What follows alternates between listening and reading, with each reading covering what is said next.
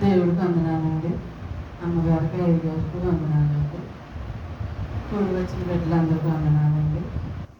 మొన్న వారం చెప్పానండి, నాకు ఎక్కడన్నా పని దొరికిందండి మిమ్మల్ని అందరినీ ప్రార్థన చేయమని అడిగానండి. అలాగే మరి మీరు అందరూ ప్రార్థన చేస్తారు. అమ్మగారు, అయ్యగారు, పెద్ద అమ్మగారు, వాళ్ళ అమ్మాయి గారి ఇంట్లోనే నేను పని చేస్తున్నానండి. నన్ను పెట్టుకున్నారండి. ఆ బిడ్డలకి నేను నమ్మకంగా చేసేలాగా అర్థం చేయండి. మాది పల్లెటూరు అండి.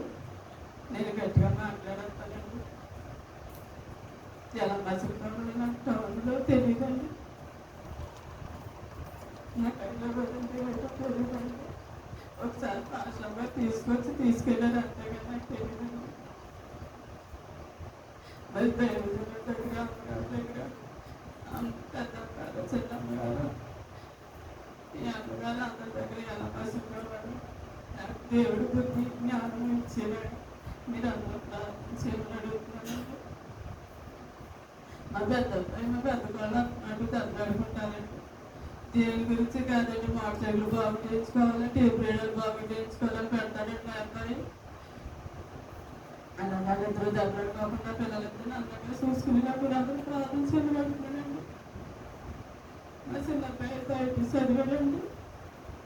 కరెంట్ పని గురించి అంటే మరి ఆ బిడ్డ నాకు తెలియకుండా 2 లక్షలు కట్టేసాడండి. కట్టాక ప్రార్థన చేయమని చెప్పారండి.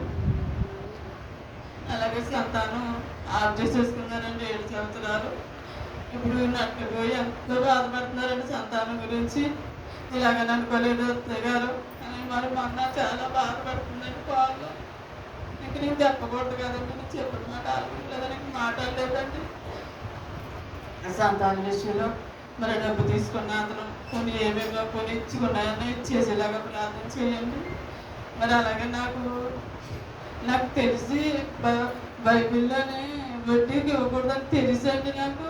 నేను వడ్డీకి ఇచ్చానండి. మరి దేవుడు నన్ను క్షమించాలి. ఇచ్చుకున్న వాళ్ళు ఎవరో కూడా ఫోన్ కూడా ఎత్తుకోలేదండి. అలా అందరూ మారి నా డబ్బులు నాకు ఇచ్చేలాగా మీరు అందరూ ప్రార్థన చేయమని అడుగుతున్నానండి. నేను నాకు వచ్చానండి ఇక్కడికి. మా అమ్మగారికి ఒంట్లో బాగాలేదంటండి, గుండెల్లో నొప్పి అంటండి. మీరు అందరూ కూడా బిడ్డకి ఏ ఆపరేషన్ పడకుండా ఉండేలాగా, మరి నేను దేని గురించి వచ్చానో పని చక్కగా చేసుకునేలాగా మీరు అందరూ ప్రార్థన చేయమని అడుగుతున్నానండి. నేను చెప్పిన సాక్షులు తప్పులు ఏమంటారని క్షమించున్నాను. దేవుడిని వెంబడి చిన్న సాక్షులు దేవుడిని దీవించండి.